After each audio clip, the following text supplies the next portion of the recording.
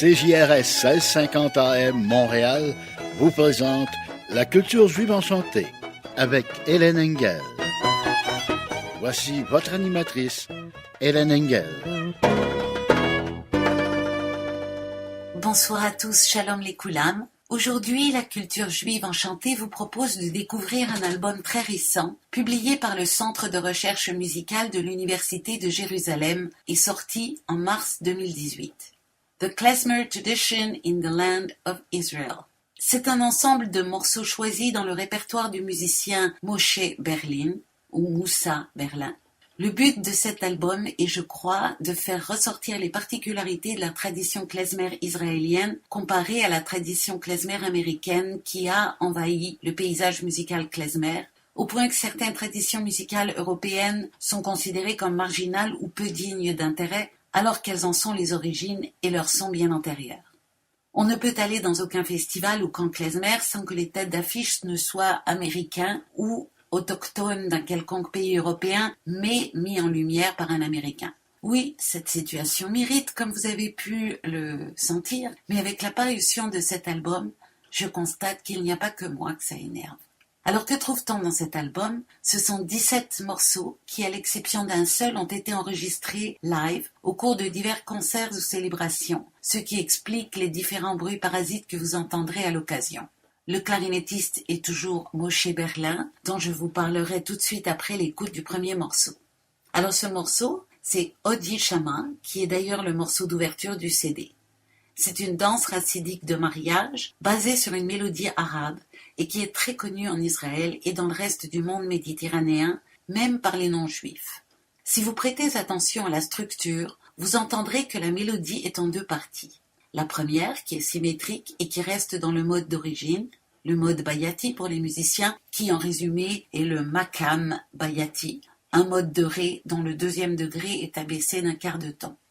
La deuxième partie est en 4 phrases, dont les 3 premières sont dans le mode parallèle majeur, soit fa, ce qui est un indice de l'influence occidentale, et la 4e phrase est, elle, asymétrique et revient au mode bayati.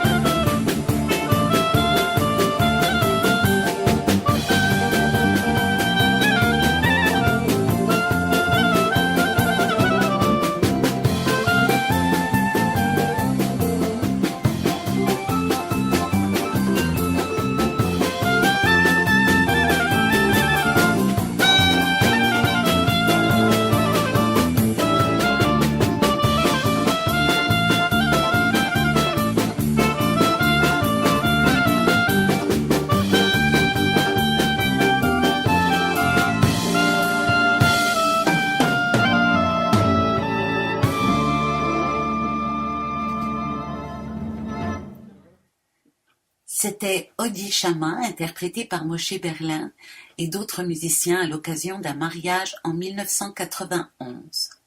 Alors qui est ce Moshe Berlin? Je n'ai pas pu trouver de biographie de lui. C'est un clarinettiste né en Israël en 1937. Il est toujours actif de nos jours et a une tripotée de CD à son actif. Parmi les klezmorim israéliens, Moshe Berlin peut certainement prétendre au titre de représentant majeur. Il est très connu et je crois même qu'il a joué lors de l'accueil récent du président américain. La musique klezmer est arrivée en Israël à la fin du XVIIIe siècle avec les Juifs chassidiques d'Europe de l'Est qui étaient très religieux en majorité. Ils se sont surtout installés en Haute-Galilée, près du lac de Tibériade, dans les villes de Safed et Tibériade, ainsi qu'à Jérusalem. Parmi eux, il y avait des musiciens qui ont joué ces airs et les ont enrichis au fil des années avec les mélodies arabes, druzes et kurdes de leurs voisins non juifs et les mélodies séfarades des communautés juives déjà présentes en Israël. Mais aussi, ces personnes voyageaient beaucoup, retournant voir leur famille en Europe ou visitant les cours chassidiques et ramenant de nouvelles mélodies à chaque voyage, consolidant les liens entre les traditions européennes et israéliennes. Ces mélanges ont commencé dès le début et se continuent de nos jours, et c'est aussi à cette tradition vivante et en développement perpétuel que cet album veut rendre hommage.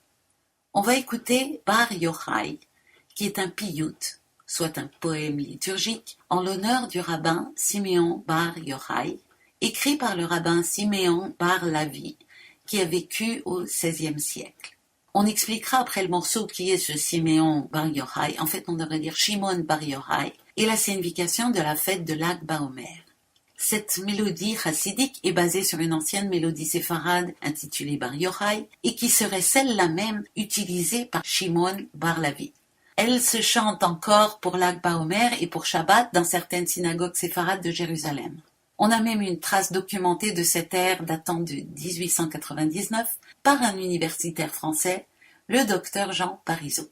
On va entendre une version très courte, juste à la clarinette et batterie. C'est un piyut, donc un poème chanté à l'origine, avec couplet et refrain. La mélodie de base qui se répète tout le temps est la mélodie séfarade d'origine, pour autant qu'on puisse être sûr de cela bien sûr, et la petite variation qui intervient est de tradition chassidique, et eux chantaient les couplets sur cette partie et le refrain sur la phrase de base.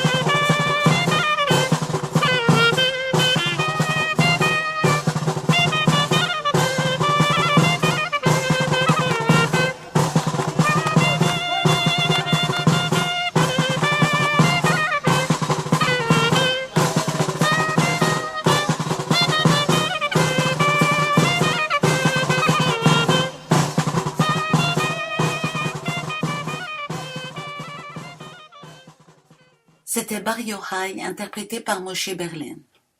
C'est une mélodie qui se joue lors du pèlerinage qui se fait traditionnellement à Lag BaOmer, au mont Méron, où est enterré Shimon Bar Yochai.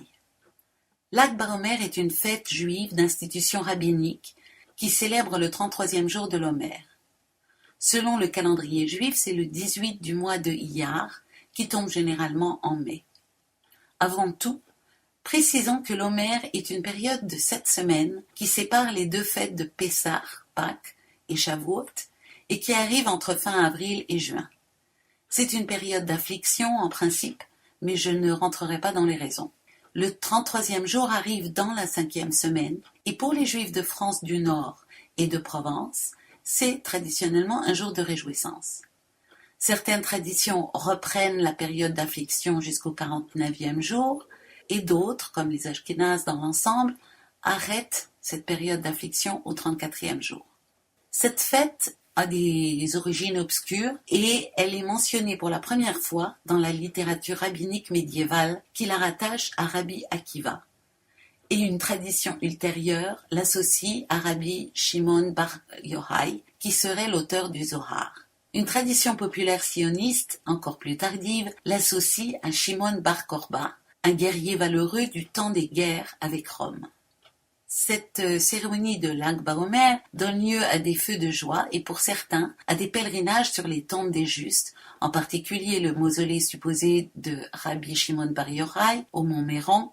Et Shimon bar Yochai est un rabbin galiléen ayant vécu entre la fin du 1er siècle et le 2e siècle de l'ère chrétienne. Selon la tradition talmudique, il aurait poursuivi le combat entamé par son maître, Rabbi Akiva, contre l'Empire romain, et poursuivi, se serait réfugié avec son fils Rabbi Éléazar pendant 13 ans dans une grotte, d'où il serait ressorti avec des pouvoirs mystiques. Crédités de grands savoirs ésotériques ainsi que de nombreux miracles, ils reposeraient tous deux dans un caveau du mont Méron. Une tradition ultérieure fait de lui l'auteur du Zohar, ouvrage fondamental de la Kabbale qu'il aurait rédigé dans sa grotte.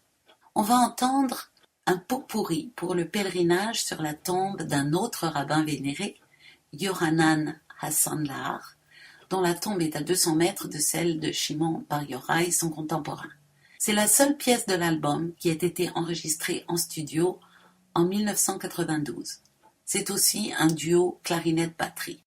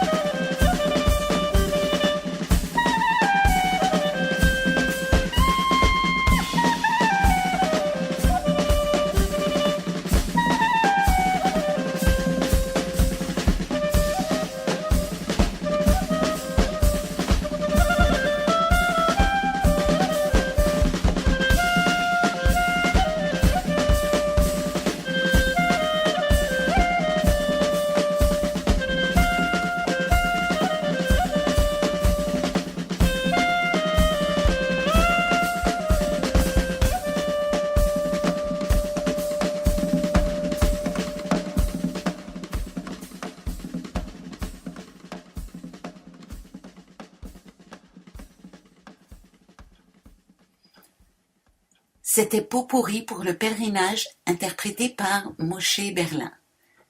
Le Centre de recherche de la musique juive de l'Université hébraïque de Jérusalem a divisé en 4 périodes l'histoire de la musique klezmer en Israël.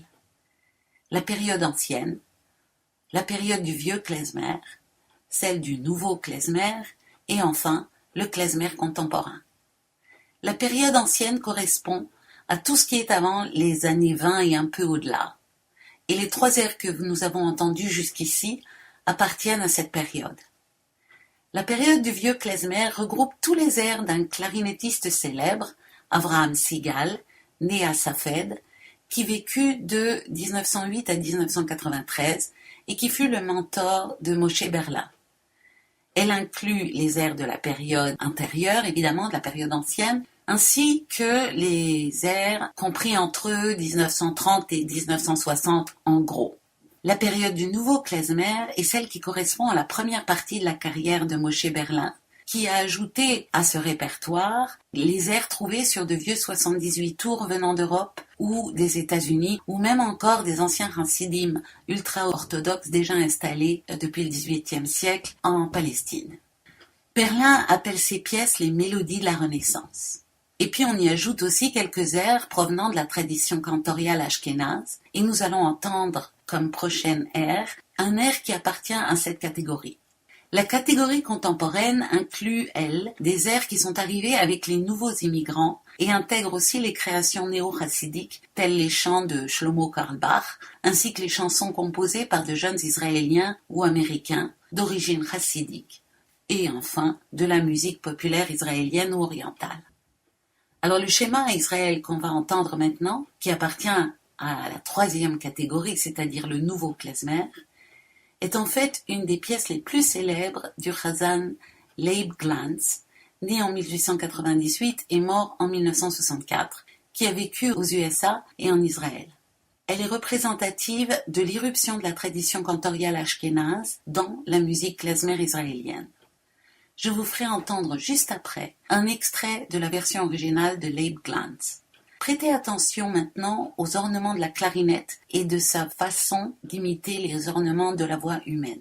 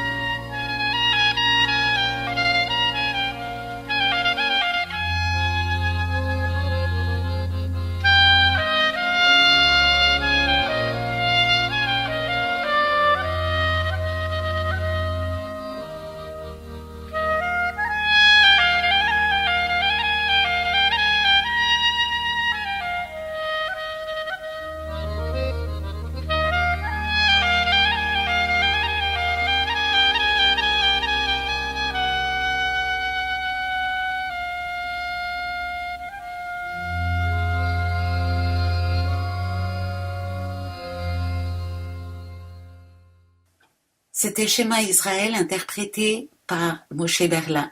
Et on va écouter tout de suite un extrait de la version de Leib Glantz. Et vous verrez comment la clarinette a essayé de rendre la merveilleuse fluidité de la voix de Glantz. Pour les musiciens, vous remarquerez les passages fréquents d'un mode à un autre qui étaient un peu gommés dans l'interprétation de Moshe Berlin.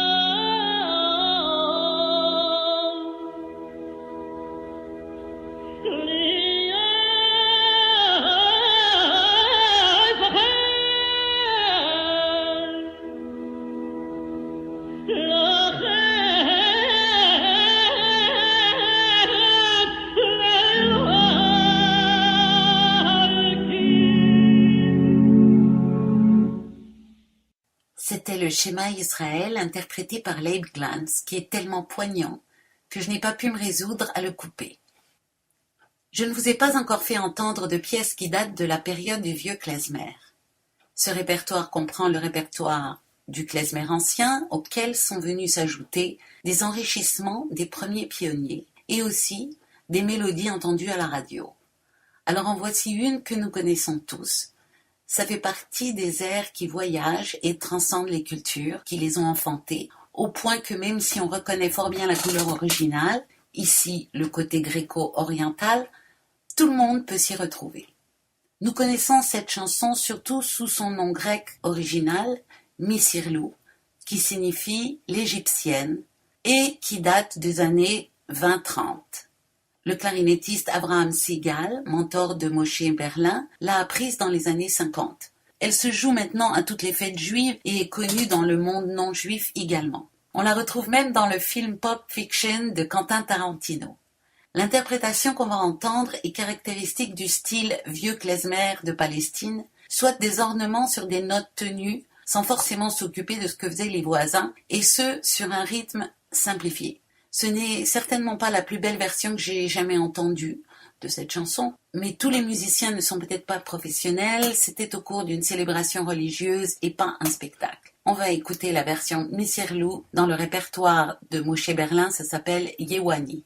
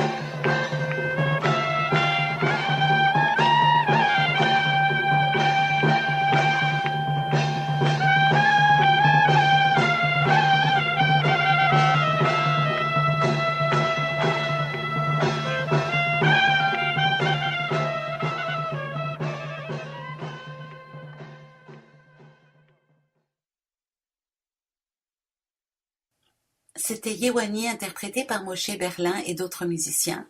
Et vous êtes sur Radio Shalom Montréal, hébergé par Radio Gospel sur 1650 AM, à l'émission La culture juive enchantée animée par Hélène Engel. Explorons maintenant la dernière période, la période contemporaine, qu'on peut peut-être considérer commencer en 1980. C'est la période où l'influence américaine se fait le plus nettement sentir. Je vais vous faire entendre un air que Moshe Berlin a emprunté au célèbre clarinettiste ukraino-américain David Taras ou Dave Taras, et vous allez très certainement vous sentir en pays de connaissance. C'est ce que nos oreilles reconnaissent comme musique klezmer. Dave Taras est né en 1895 et mort en 1989. Il émigre aux États-Unis en 1921 et il est sans doute l'un des plus fameux musiciens de la musique klezmer du XXe siècle. Il est connu pour sa longue carrière et son jeu très habile à la clarinette.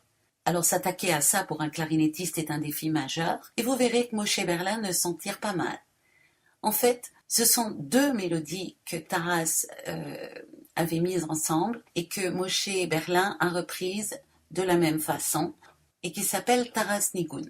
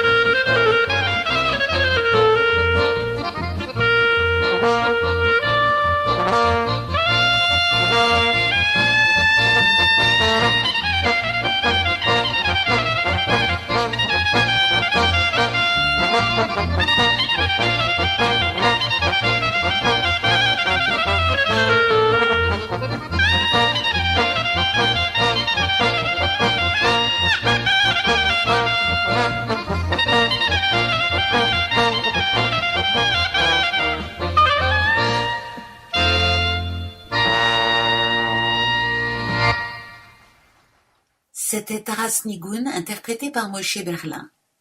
Bien que la musique de Dave Taras soit antérieure à la période du klezmer contemporain en Israël, elle appartient tout de même à cette dernière période car Moshe Berlin n'en a eu connaissance que dans les années 80. Je crois qu'on a fait à peu près le tour des différents genres que joue Moshe Berlin. C'est un bon clarinettiste et sa musique est très agréable, mais ce n'est pas un génie comme Dave Taras, qui en plus de jouer d'une façon extraordinaire composait lui-même ses mélodies. Mon fils, qui est clarinettiste et critique, dit que c'est du lounge clarinette parce que même si le son est très bon, il manque un peu de générosité et de brillance et peut même devenir nasal. Alors bien sûr, il ne faut pas oublier que tous ces enregistrements sont faits sur le terrain, sauf le 3e morceau que nous avons entendu. Donc, pas d'artifice possible. Pour pouvoir jouer longtemps, il faut s'économiser. Ce que cet album apporte de très intéressant, c'est cette introduction à la musique klezmer israélienne. Il y a 17 morceaux et des notes explicatives pour chaque. Nous allons passer maintenant à un tout autre sujet, car c'est le mois de juillet, et à Montréal, ça veut dire la multiplication des festivals. Les francopholies viennent de se terminer, le festival de jazz vit ses ultimes moments, le festival ZooFest vient de commencer et le festival Nuit d'Afrique est dans les starting blocks. On ne parle même pas de Juste pour rire ou du Just for Love, que ce soit pour sa version in ou off, et de plein d'autres encore. Mais on va s'attacher particulièrement à ZooFest et Nuit d'Afrique. Alors ZooFest est un festival que j'affectionnais particulièrement dans ses premières années. Leur spécialité est de présenter de jeunes humoristes émergents et donc de prendre des risques. Nombre d'artistes que j'ai découverts sur leur scène sont maintenant de grands noms dans le monde de l'humour et je vous cite mes 2 préférés, le groupe vocal Quartz et le duo de percussion Phil Monkeys. Ils ont aussi fait des événements soit très drôles, comme le cabaret des maudits français, que je ne vois plus dans la programmation de cette année, soit très passionnants et inédits, comme des conférences sur la bioénergie, les maisons intelligentes, sans compter leur ouverture à toutes sortes de choses atypiques, comme du comique musical, tels les grands noms que je vous ai cités tout à l'heure, ou du comique graphique. Leur succès et leur développement ont été phénoménaux. Et c'est maintenant leur 10e année. Là, les choses ont un peu changé, je trouve moins d'innovation et de créativité dans ce qu'ils proposent et plus de choses comme les autres. L'esprit spécial de ZooFest disparaît un peu aussi, le festival est plus court, il se tient du 5 au 28 juillet, il y a moins d'artistes, c'est plus cher, mais ZooFest reste un événement original et intéressant, beaucoup moins cher que Juste pour rire ou le festival de jazz par exemple. De plus, ils ont 3 formules de forfait qui permettent une assistance assidue pour une somme modique. Il y a 3 ou 4 spectacles par jour dans 15 salles différentes et des événements gratuits, ça vaut vraiment le coup d'aller voir. J'ai relevé 3 spectacles où je vais aller. Il s'agit de C'est drôle même si c'est triste de Pascal Cameron qui se joue plusieurs soirs aux Catacombes à 20h30. Moi j'irai le 8 juillet, mais il se donne encore le 13 et le 15. Ensuite il y a le spectacle de Harry Shafir en anglais intitulé Jew, le 26 juillet à 22h aux Catacombes, qui se donnera aussi le 27 juillet à 22h30 au Café Cléopâtre. Et enfin, Pièce pour emporter, qui se joue à 22h30 au cabaret du 4e du Monument National les 12, 13 et 14 juillet. Mais le 14 juillet, vous êtes déjà pris parce que vous allez tous venir me voir au Trinquet, le bar du marché Jean Talon, où je vais faire une soirée. Mais je vous en reparle plus tard. Pour revenir à ZooFest, il y a plein d'autres choses intéressantes, mais comme leur site est difficile à consulter, je vous conseille d'utiliser leur application pour téléphone, beaucoup plus conviviale, ou d'aller discuter avec eux. Comme je vais vous parler du festival Nuit d'Afrique maintenant, pour se mettre en appétit, voici un extrait de la chanson The Militars Democracy du musicien nigérien Femi Kuti et son groupe Positive Force. Il se caractérise par des interventions de cuivre riche, car Feti est aussi un saxophoniste hors pair. Écoutez les paroles. Il fait un jeu de mots qui marche qu'en anglais en parlant de Militar Democracy, Militar Democracy.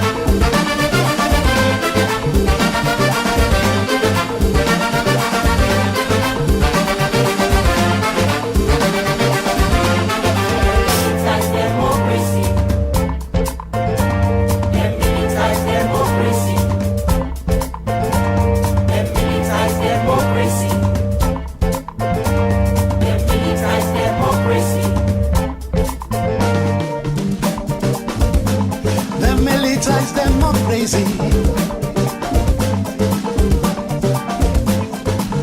Military man don't test power. Them no one leave leadership alone. Even in this democratic setting, them still they manipulate they go. These master coup plotters, fathers of corruption, we they watch their show. As them refuse to enter barracks, we be their house, we be their home. Military men as senators, military men as legislators, military men as governors. The militants democracy. The militants democracy. Now military man Abu Bakr oversee the constitution. You don't know? Now military man Obasanjo Atiku win the elections. You don't forget. Now military man Obasanjo put Jonathan administration. Then they say we don't know. Now military man Buhari can't be the main opposition. Military man David might be senator. Military man Oyinlola governor. Military men as legislators. The militants democracy.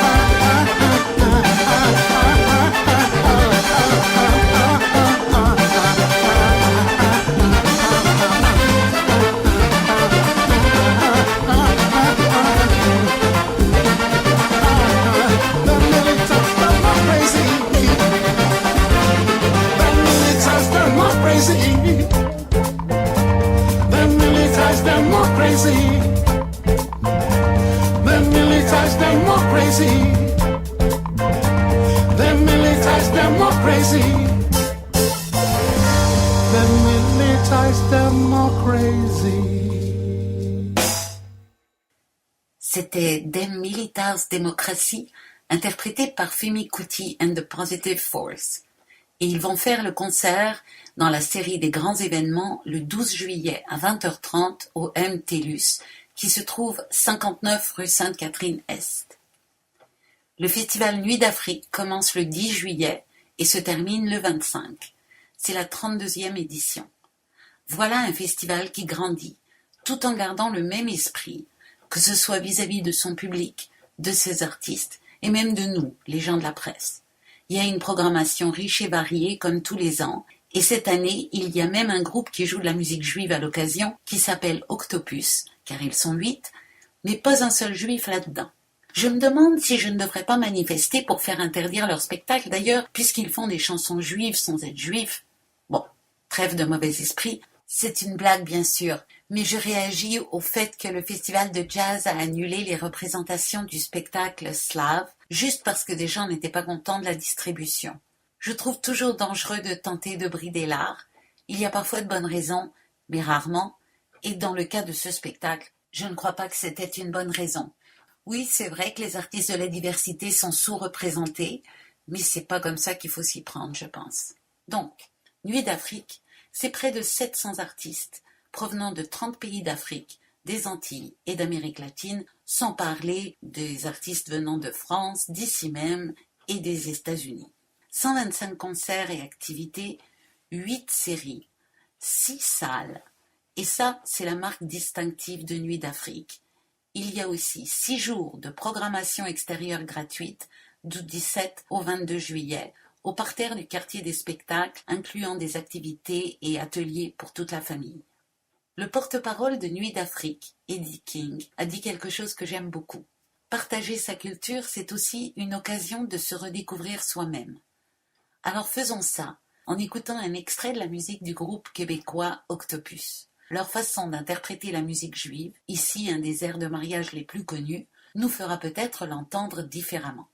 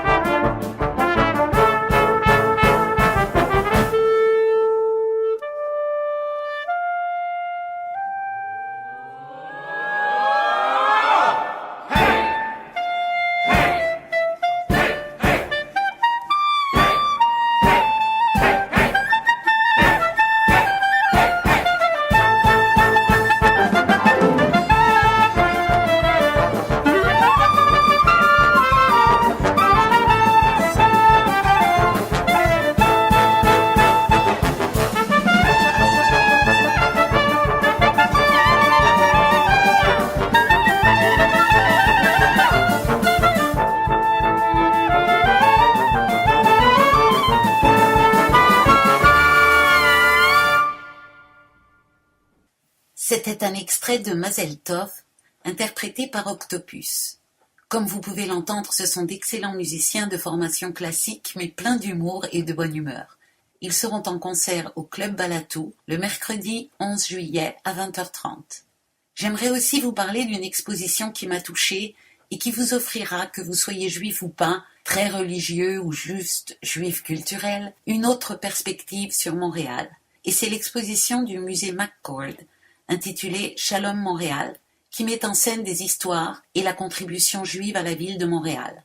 Il y a aussi des photos sur l'avenue McGill qui illustrent cette contribution et font selon moi partie de l'exposition. C'est jusqu'au 11 novembre, mais c'est une belle chose à faire un jour de pluie ou un jour de grosse chaleur.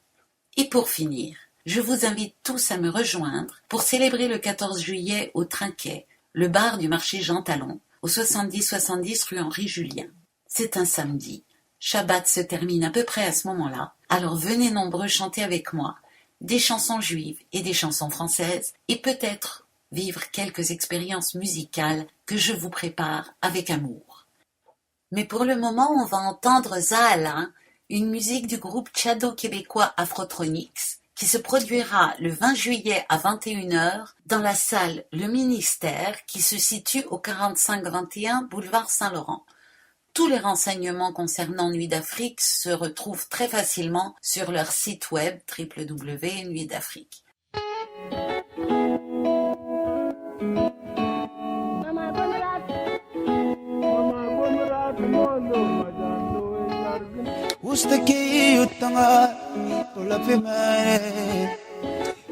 Yo sabo itoka pamazo pinamai Atikanga elu kongo akakae Kiti yudi tanga yusumi yangae Biyanga yusumi yata Molakinga yotukuta mala Yukima yodukango wababate Tinga ya sotikanga baby Urulanga ya tukiga ya seskipo talaga Mishi ya pogo fame Baby karapchini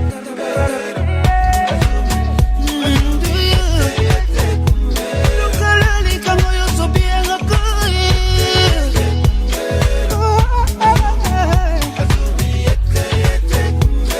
Hasakula gana fakir